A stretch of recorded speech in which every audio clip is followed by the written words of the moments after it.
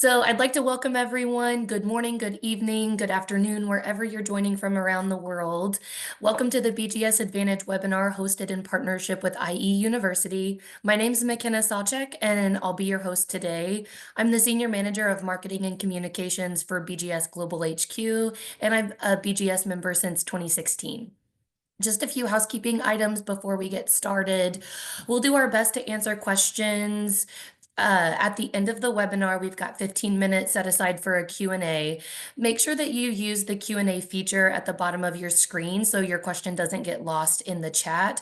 Though we do highly recommend using the chat to connect with other members, share your thoughts, that sort of thing. Please note that this webinar is being recorded and will be available via Career Central on our website in the next 2 to 3 business days. All who register will also receive a follow-up email with a direct link to watch it and any helpful links that we share throughout the webinar. With all of that aside, it's my pleasure to introduce to you our presenters today. With IU University, we have Sebastian, the Academic Director of the Masters in Computer Science and Business Technology, and then also Faina, the Senior Manager of Science, Tech, and Data Pathways. At this point, I'm going to turn it over to them to officially start the presentation. Thank you, McKenna, and I hope my audio is coming through correctly. Hi, everyone. As McKenna said, good morning, afternoon, and evening, depending on where you're joining us from. It's a great privilege to have the ability to share with you some of the great innovative insights that we are working on here at IE University. We are joined live here from Madrid, Spain, in the IE Tower, which is our vertical campus that ranges over 30 floors, making it, I think, the largest in Europe, if I'm not mistaken. We are currently here in our robotics and AI lab, so we took the liberty of this session to basically choose a special space to indulge ourselves really into the topic surrounded by technology, where our students on a day-to-day basis learn everything there is on hardware and software with regards to robotics. A bit about me, my name is Sebastian Veldman. I am the academic director, as McKenna mentioned, of the Master in Computer Science and Business Technology. I oversee the program, its roster, courses, and professors that are teaching inside the program. And Faina, maybe. Sure, yeah, I'll introduce myself. So my name is Faina. I am actually a double alumni of IE University. I have work experience in tech sales, specifically in VMware and Amazon Web Services. About a couple of months ago, I came back to IE actually as an employee to be a senior manager for all science, tech, and data programs that we have here at the undergraduate and master levels. Right. I'm going to jump in real fast. Sebastian, sorry, Fina's audio isn't coming through. Maybe push the computer a little closer and we can test that out. Sure. Is this better? Is this better? Oh, yes. Perfect. Thank you. Fantastic. Good.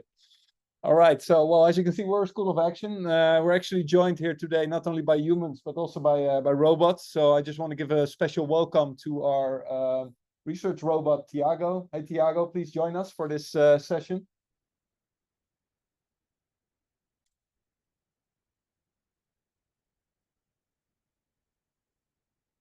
Good afternoon. Welcome to the Robotics and AI Lab. Thank you very much. So Tiago asked if he could join for the beginning of this session. It's a research robot that we use in this lab for a variety of purposes. We have small robots spread across the room, and larger robots like, for instance, Tiago here itself. So don't mind him. He'll hover around to make sure we're safe and that everything is running as it should be. But basically, it's a good bridge into the topic that we'll be discussing today, which is spatial intelligence. So it's great to share with you some insights on how IE is pushing, the boundaries with regards to spatial intelligence. But first and utmost, we want to ensure that we all clearly understand what spatial intelligence actually means. Now, as the majority on this call, as I would expect, is an AI user or has experienced AI services like ChatGPT over the last months or years already, what spatial intelligence very much focuses on is the next big leap when it comes to AI, and that is really the ability to understand and interact with the physical world around us. So, as we are very used nowadays to textually prompt our AI agents to provide us with information and feedback, or even code or specific actions, that has evolved into actually providing us back with imagery, videos, 3D models. And the next big leap we see there is very much that AI will be embodied physically by, for instance, a robot like Tiago, and then have the ability to truly understand the world in which we walk around and provide, relevant services to help people with whatever activities they are engaged with. So a couple of examples, as I mentioned, you saw Tiago coming in. So robotics is a very promising area where, AI-driven robots will have the ability to recognize objects, navigate sophisticated obstacles. Companies like Boston Dynamics done spectacular research in this domain over the last decade, but also Tesla, as you can see here on this video backdrop, has demonstrated their latest Tesla bot being capable of a huge variety of mobility tasks in various settings.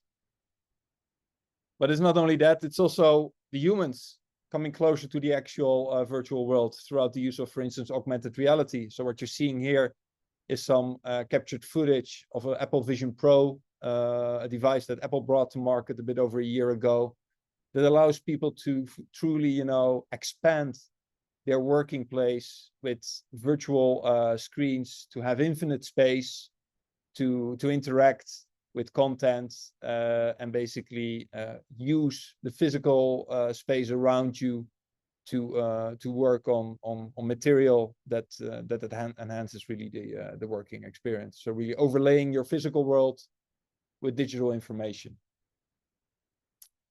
And then lastly, advancements also that we're seeing in this domain is very visible around autonomous vehicles. So if you're from the US, specifically from San Fran, and I believe also LA, as of this month, you've probably seen Waymo driving around, these autonomous taxis that you can order, that are fully rigged with LiDAR sensors to get visibility on the world around them.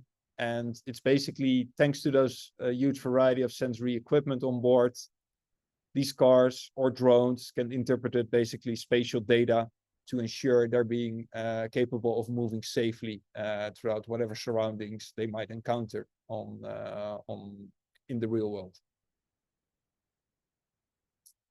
So what we're very much seeing is there's a shift happening from digital towards what we call spatial thinking. And that shift from digital to spatial thinking will create a couple of evolutions. First and utmost, we will move from two-dimensional screens, so our laptops, our phones, our tablets, into fully interactive 3D environments. We've been doing so already for several years with the usage of VR headsets, but more and more that those 3D environments will become far more accessible to us as technology, like the Apple Vision Pro and the Meta Quest are rapidly advancing.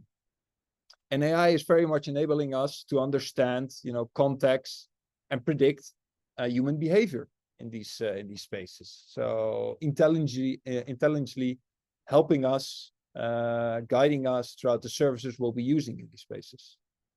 And that can only be accomplished by something what we call spatial computing, as Apple introduced it into the world a bit over a year ago, that allows digital interactions to make them feel truly natural.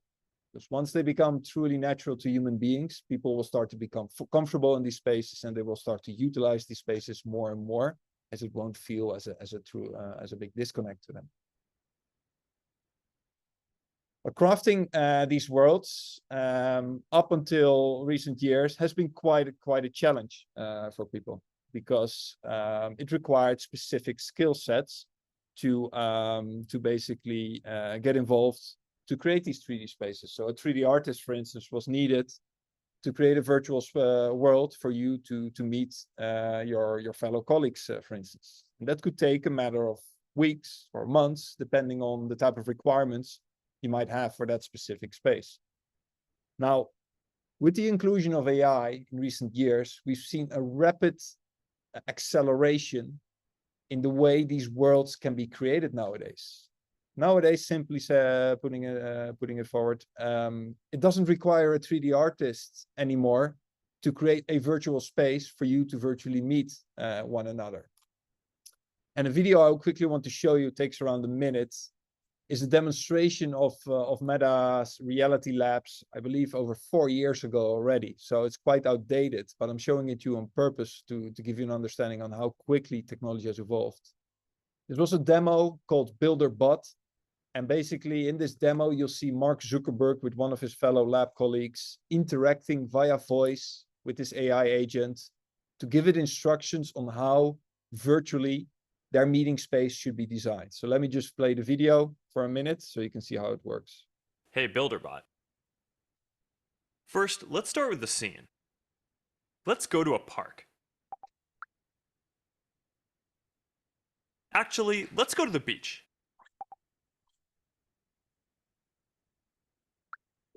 Pretty good. Let's add some clouds. Huh, that's all AI generated. Actually, let's add some alto cumulus clouds. All right. And let's add an island over there. It's cool. How about we add some trees out here by the sand? Let's get a picnic blanket down here. Let's put up a table. Let's put a stereo. Let's get some drinks as well. Let's get the sound of some waves and seagulls.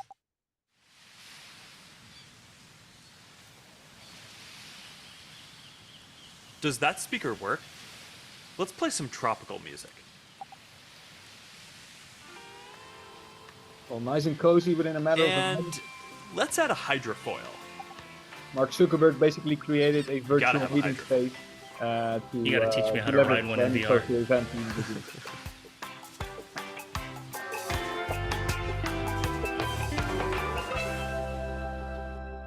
So no coding required, purely a voice interaction with a bot that basically provides you directly back with three-dimensional objects to create a truly personalized space that you can leverage in VR.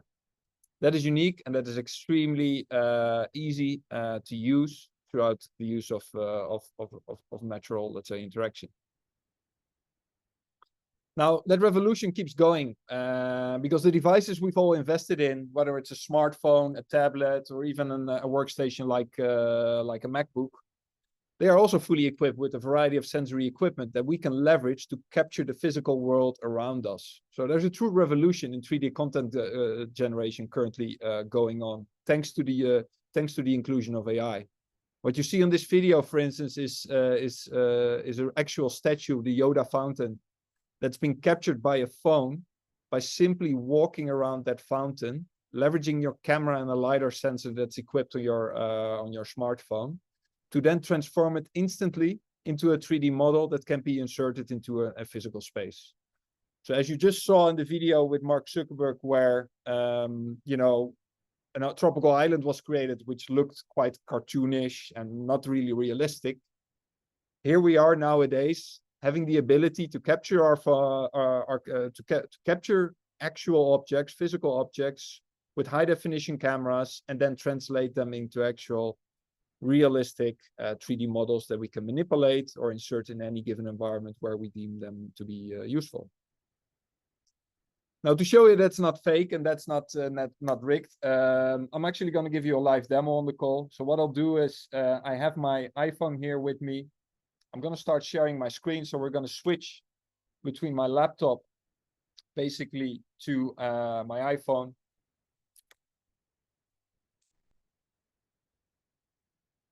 And then what I'm going to do is I'm going to start the Luma app. So this is a free app. So if you're interested, it works on Android and iOS. Search the Apple Store or the Google Play Store for Luma AI. Make an account, it's free. And inside the app, you have the ability, for instance, to create 3D objects. And what's pretty cool about this is that, as I mentioned before, you do not need to be a coder or an artist to create your 3D object nowadays. A service called Genie, created by Luma, actually allows you, just like you're using ChatGPT, to simply put in a prompt of anything you can come up with, and basically create your own unique 3D model. So what shall we do? Any idea? Robot or no, I'm a bit hungry. Let's do a hamburger with cheese. Here we go. So I would like a 3D hamburger with cheese. What happens is basically Genie starts using the keywords that I've entered into the prompt, and basically is going to use those keywords to start generating actual 3D objects based on the prompts that I've given it. Now, you can make this prompt quite lengthy with a lot of details inside of it, or very simplistic. And then within a matter of seconds, you're presented with a couple of options that you can pick and choose from. So let's say, well, this one looks pretty good, right? Don't you think? So if I'm happy with this choice, I can choose to make it a higher resolution by clicking the high res button, or I can instantly download it and make it available to me to be inserted into any given virtual space again. So coming back to the example that I just gave you, if it's not something physically around you, you can actually just imagine it, generate it throughout the use of keywords, and then insert it into a virtual space. So there's truly no limit for people without the necessary skills or knowledge to start playing and exploring around to populate virtual environments. And that's what we're doing, for instance, here at IE. In the class, we're allowing students that have no 3D skills to basically leverage these services to populate virtual environments with ideas, innovations that come to their minds, and then basically to, for instance, present an idea, a solution. Instead of doing a PowerPoint presentation or making a video, students at IE University, they pitch in virtual reality with actual 3D models. It's an opportunity we give to truly enhance the learning experience here at the school. So we can prompt it, but we can also choose to actually capture it. And as you can see here on the video screen, we have this nice looking jukebox here laying on the table. Now, it was only a couple of minutes ago before the call started that I used my camera to create an actual 3D capture of it. So what I had to do is I simply had to walk around it. And as you can see here, I have a fully interactive 3D model that I can manipulate. Now, the quality is not super on point because I did it quite rapidly. So if I would take more time, I can definitely amp up the details of this model. But a physical object translated into the virtual world, fully available for me to manipulate or to insert in any given environment. So if this were to be an object that is meaningful for me in my professional environment that I want to demonstrate to people, fellow co-workers all around the world, this is a great way of doing so, right? To give it depth, to give the interaction to it, or even, functionality if you have some coding skills. So that's super easy to do. As you can see here, for instance, my son is 4 years old. He loves monster trucks. So the other day, I captured his monster truck in the kitchen. And that monster truck became from a physical toy an actual virtual toy that also can be inserted into the virtual space. So yeah, very easy to move between virtual and physical worlds around the physical world nowadays by just leveraging devices that we've already invested in. So I'm switching back now to my laptop to continue the presentation. But like I said, if you want to try this on your own, Luma AI, look for it. It works on your laptop, it works on your phone, and it works on your tablet, and you'll be able to prompt or to capture any given object you would like to give it a try on. Now let's talk a bit about actual application in the industry and the impact that it's having there. We're seeing great opportunity for spatial intelligence when it comes to overall robotics and automation. Equipping robots with intelligence and allowing them to navigate spaces and interact in these environments truly gives a unique opportunity, for instance, to when we look into warehousing. What you see here, for instance, is a very large warehouse in which camera feeds are feeding an actual digital twin of this warehouse and mapping real activity that is happening in this warehouse and all possible routes that forklifts could take inside of this warehouse. This is using NVIDIA's Omniverse to create a variety of animations. And as you can see here, an autonomous forklift is driving its pre-programmed route, but there's a couple of boxes felt in one of the aisles. It actually, thanks to the observation of these cameras, is capable without any human intervention to reroute itself to make sure, you know, it doesn't get stuck and that humans can basically intervene and fix the issue, while the forklift itself continue its way without any interruption. So a great example of how robotics and automation are coming together. But it's not only that, it's also healthcare and assistive technology that can greatly benefit from the inclusion of spatial intelligence. It's NVIDIA that has demonstrated also a great amount of use cases in that regard, where cameras can be turned into intelligent devices to recognize, for instance, patient care, or if patients are in need of medical attention. For instance, you just saw very quickly someone that was about to fall. Or think about interacting with your doctor. That is actually a high-res 3D computer-generated bot that can answer any questions. Or making diagnosis using AI for a variety of reasons. That's something we're seeing also happening nowadays. Or even surgical intervention with robotic arms. So what you're seeing here are actually 2 robotic arms aiding an actual surgeon by providing insights and intelligence on the body parts, the procedures that the surgeon is actually about to undertake. Well, we also have smart cities and urban planning that are greatly benefiting from the inclusion of intelligence into AI or 3D generated environments. This is the city of Taipei in Taiwan. And what you're seeing here is an actual digital twin of the city that is using wind data to create wind streams inside the city to understand how the wind flow in the city is happening, especially around large skyscrapers that are embedded in the city. And one of the things they're looking out for here is, for instance, areas where wind downfalls and can create very rapid, dangerous areas for people to be mindful of, because of the great force that brings down of them. So by modeling and simulating these environments throughout the use of 3D and AI technology, city planners can get a better understanding on hazardous spaces, for instance, in any given area in that urban environment. But it's also the workplace and collaborative activities that can greatly benefit from the inclusion of AI and 3D technology. I showed you the demo of BuilderBot, which is 4 to 5 years old by now, with Mark Zuckerberg by voice creating its own virtual space. But nowadays, the company I work for in my main profession, Accenture, we leverage Microsoft Teams technology for over 800,000 people, for instance. So we all have access to Teams.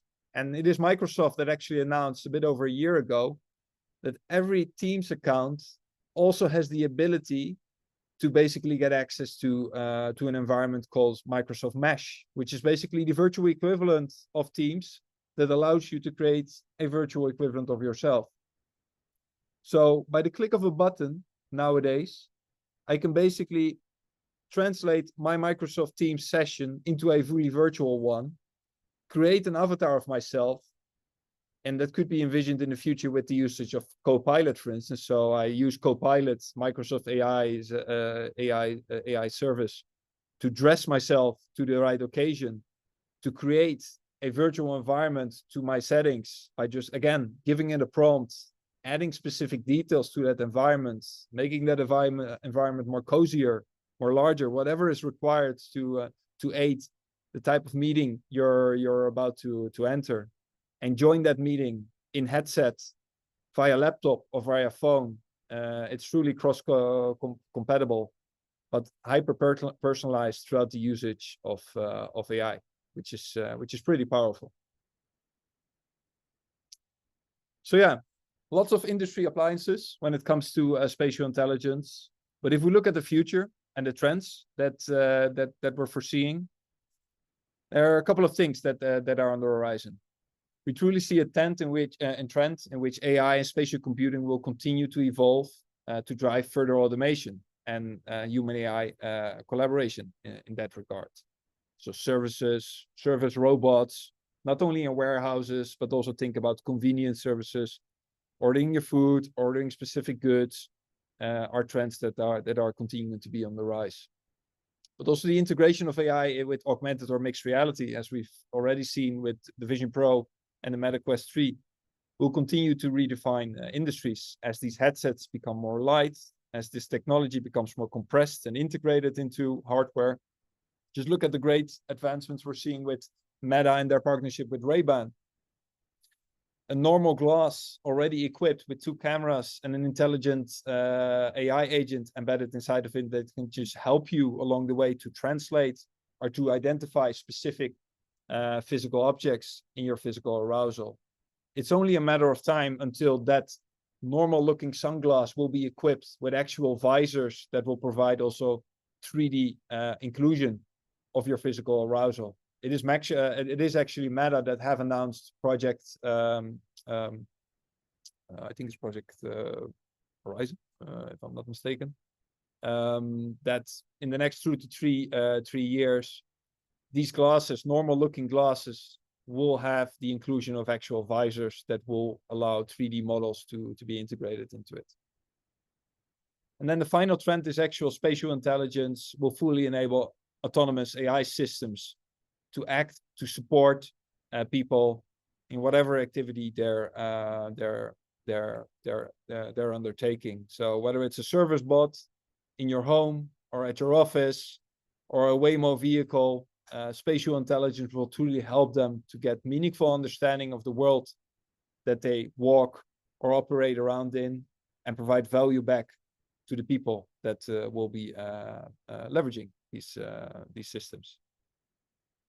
Now, if you're interested in this subject, I highly recommend you to watch this TED Talk of Fei.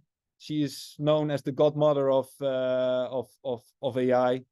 A truly inspirational person, researcher that has started her own company as well, that's been evaluated by A16Z already at 3 billion, that is leading the way when it comes to spatial intelligence. Follow her, see her research, but definitely watch this TED Talk because there's quite some inspiration insights being shared inside of it. Now that's it from my end, basically. So I'm going to give it over to Faina to continue a bit about our school and its programs. Thank you, Sebastian. So in case you guys were wondering in which programs our students see this type of content and much more, because Sebastian basically took 30 minutes to cover such a huge topic, such an important topic in the industry. So you can imagine, how his sessions actually look like. We have Master in Computer Science and Business Technology, the program in which Sebastian is academic director for. We have Master in Business Analytics and Data Science, and then you can do mix and match of those programs with either Master in Management and International MBA, depending on your background and interest post the graduation. So how do we stand out from this presentation? Perhaps you guys were able to see that beyond traditional institutions, we're quite agile, we're flexible, we're united by the best ideas with the objective to drive the transformative change.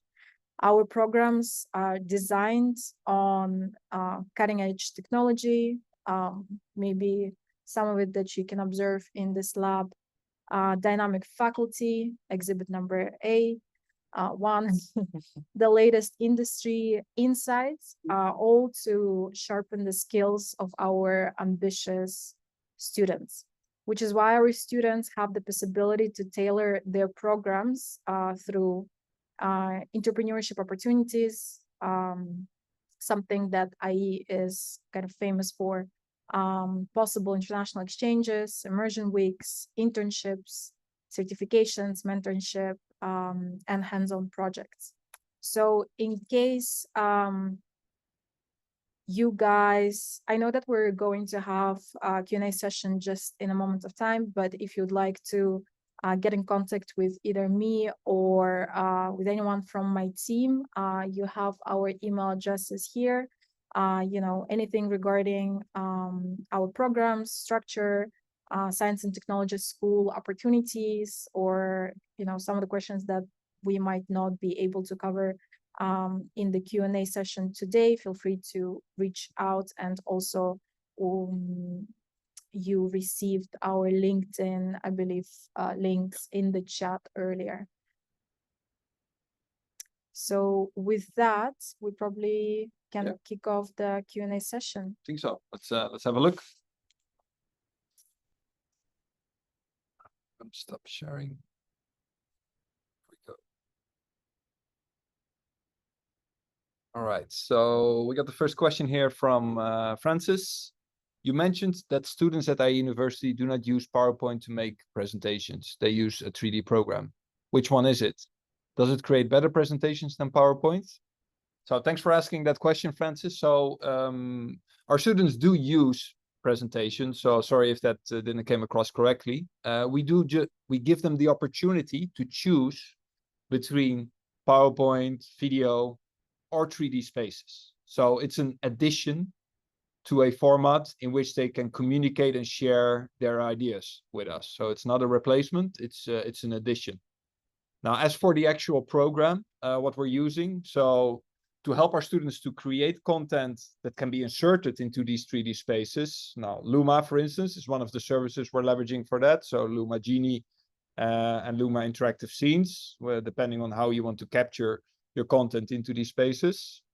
And the actual platform we're using to come all together to present these 3D objects is Arthur.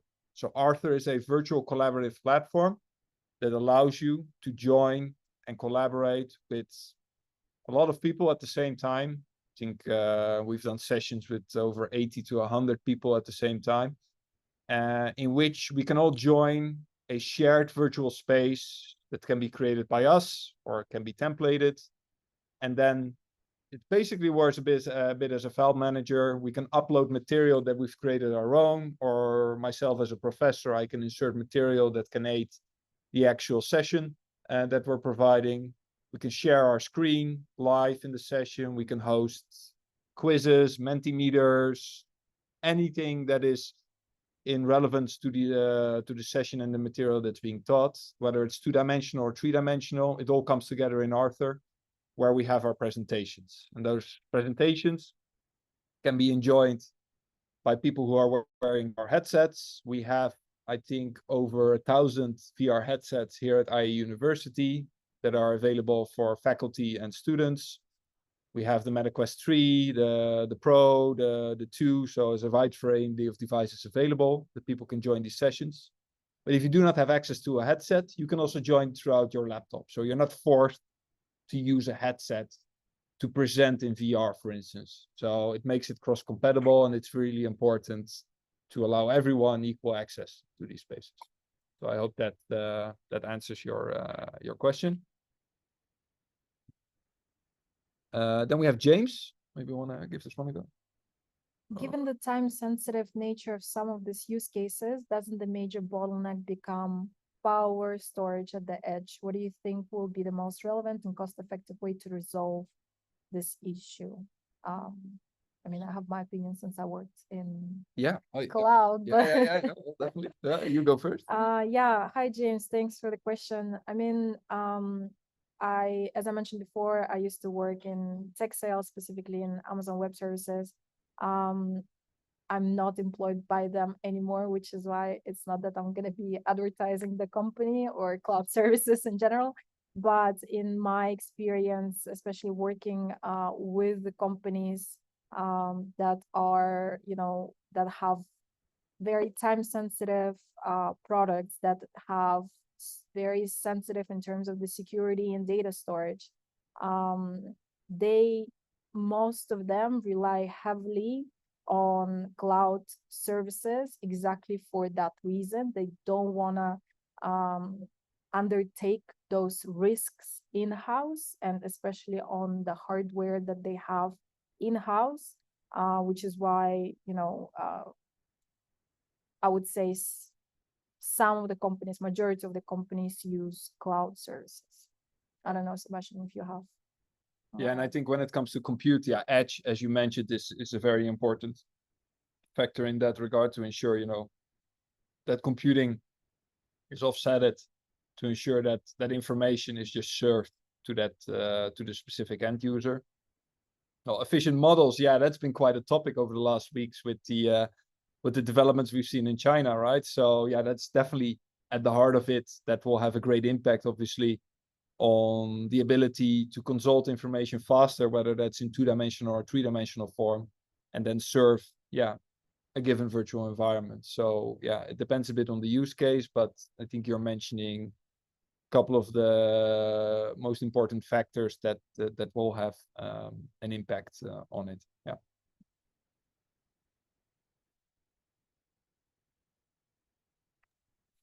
I wanted to call attention to one of the questions that came in through the chat. It's from Florian. I'd be curious how to see the speed/pace of development in this area. I've been using VR for years now, but the tech or use case haven't evolved much.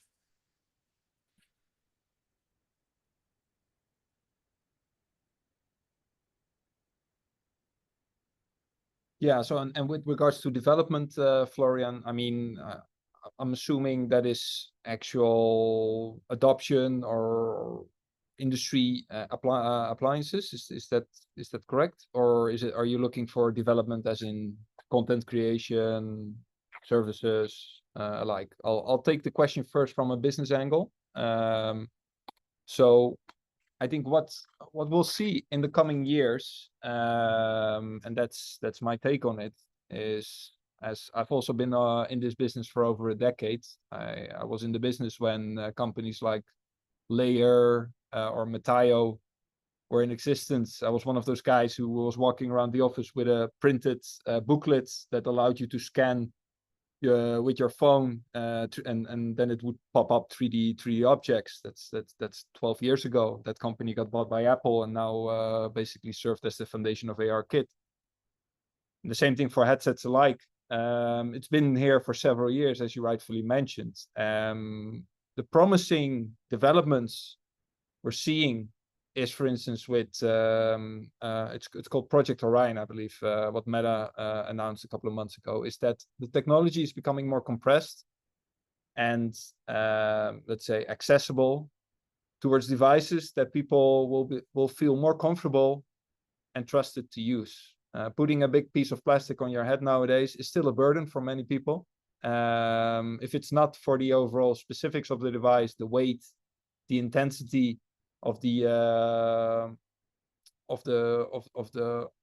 services that you use of it, it limits people still greatly on using them for a longer period of time, or even the battery not holding up to leverage for a longer period of time. Looking ahead at Project Orion, or how the Ray-Bans are being such a success already from Meta, we can see that the more technology becomes invisible, let's say, into actual fashion accessories that we are comfortable in using on a day-to-day basis, the rise of applications will greatly benefit from that, right? So in that way, I would still say we're still 3 to 5 years away from seeing proof that will start to increase.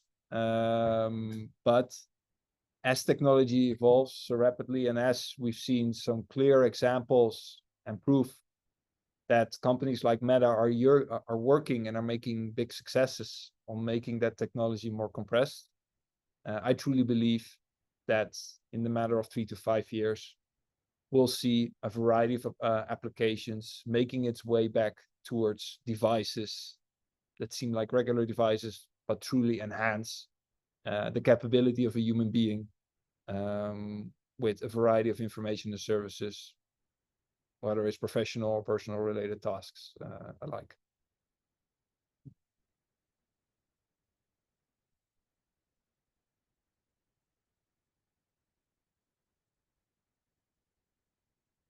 You're welcome.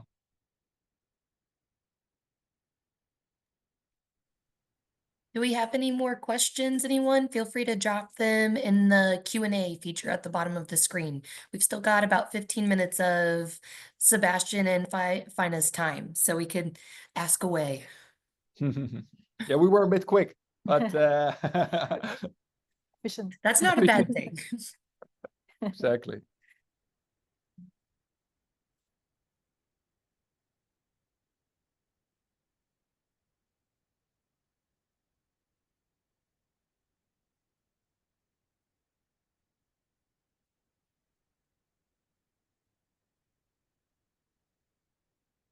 If we don't have any more questions, I'm happy to kind of wrap up the webinar a little bit early and give everyone some time back in their day. That sounds good. Okay. So first off, I'd like to thank Sebastian and Faina again. And IE webinars are always fantastic. We've held several in the past, and to our members on the call, please be sure to look out for ones in the future also.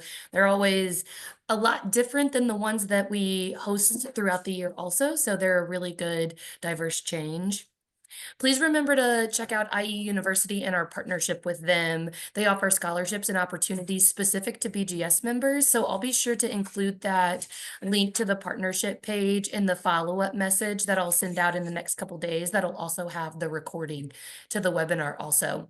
Don't forget to connect with our presenters on LinkedIn. I'll include those LinkedIn URLs also. And again, I just want to say thank you. And I see a lot of people thanking you all for your time today. It was a great webinar. And yeah, if any questions come through again, we will, you could always reach out to our presenters.